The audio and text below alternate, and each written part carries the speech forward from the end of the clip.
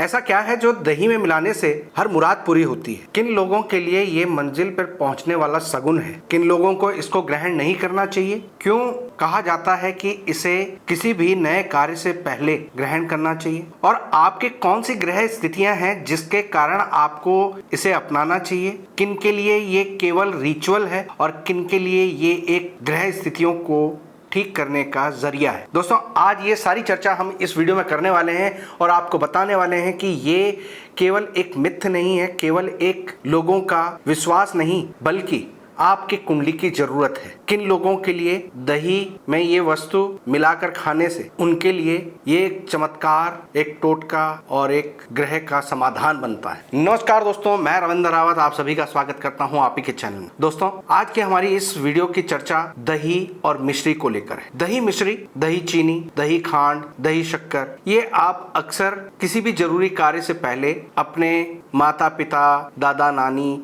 इनके कहने पर लेते हो। दही मिश्री ये कॉम्बिनेशन सबके लिए नहीं होता। इस कॉम्बिनेशन को अगर आप अपने ग्रहों के अनुसार ग्रह स्थितियों को देखते हुए करते हैं, अपनाते हैं, तो ये आपके लिए एक सटीक उपाय बन जाता है जो आपके हर कार्य को सिद्ध कर सकता है। और जो लोग इसको बिना ग्रहों के लेते हैं तो किसी के लिए वो तीर होता है और किसी के लिए तुक्का होता है। दोस्तों, दही शुक्र को रिप्रेजेंट करती है। मीठा, चाहे वो देसी खांड हो, मिश्री हो, बूरा हो, वो मंगल को रिप्रेजेंट करती हैं।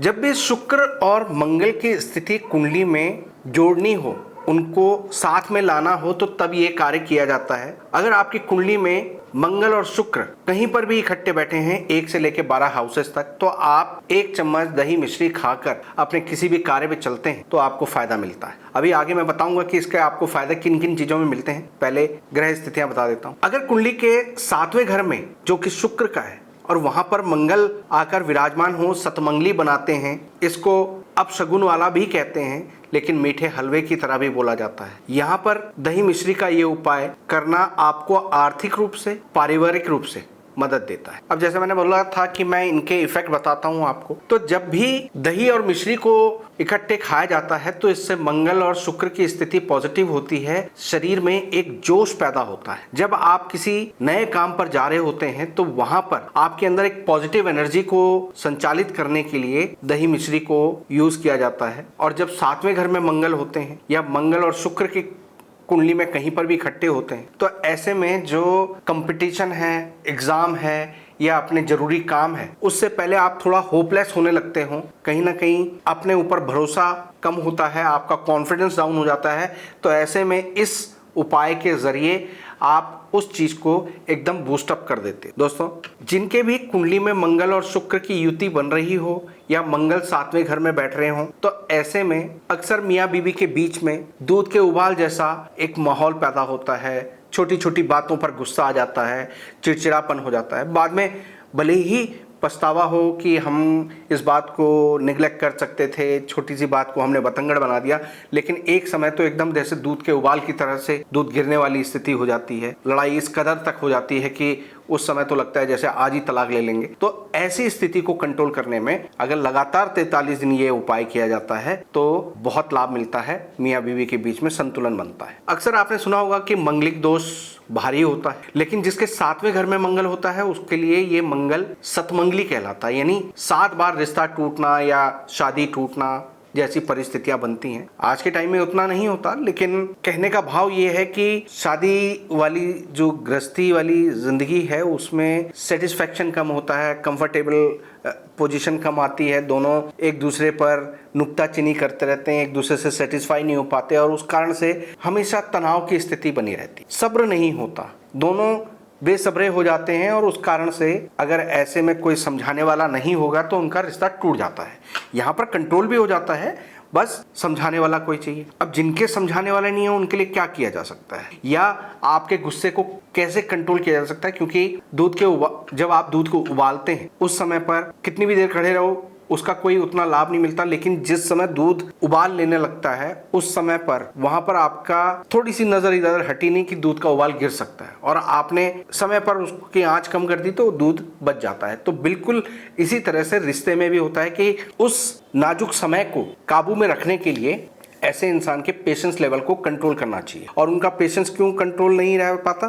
क्योंकि यहाँ पर दूध का उबाल गिरने वाला होता है। मंगल और शुक्र का मेल इम्पेशेंट बना देता है, बर्दाश्त खत्म करवा देता है। तो दही मिश्री आपके अंदर पेशेंस लेवल को इम्प्रूव कर देते हैं। दही मिश्री के खाने से आपके अंदर एक पॉजिटिविटी आती है। इसी प्रकार अगर आप अपने घर में कोई मेहमान आ रहे हैं और उनको दही मिश्री या मीठी लस्सी देते हैं, तो इससे सामने वाले का तो अतिथि सत्कार हो ही रहा है, लेकिन वो जो मेहमान आ रहा है उसे जब आप दही मिश्री दे रहे हैं तो मेहमान बृहस्पति का रूप होता है और उसको दही मिश्री एक तरह का पकवान देकर आप जब संबोधित करते हैं, उसका आदर सत्कार करते हैं, तो उससे बृहस्पति, मंगल और शुक्र तीनों की पॉजिटिविटी बढ़ती है और आपके घर में धन धान्य की इंप्रूवमेंट होती है। जो बृहस्पति हैं यानी मेहमान हैं वो आपके भगवान विष्णु हैं और जो दही और मीठी दही होने के कारण लक्ष्मी का रूप है, क्योंकि शुक्र लक्ष्मी को रिप्रेजेंट करते हैं। तो ऐसे में लक्ष्मी और विष्णु की आप आराधना कर लेते हैं और आपके गृहस्थी के लिए, आपके परिवार के लिए वो एक पॉजिटिव संकेत बन जाता है। अब इस चीज को बड़े बुजुर्गों ने हमारे कल्चर में डाल दिया। क्यों?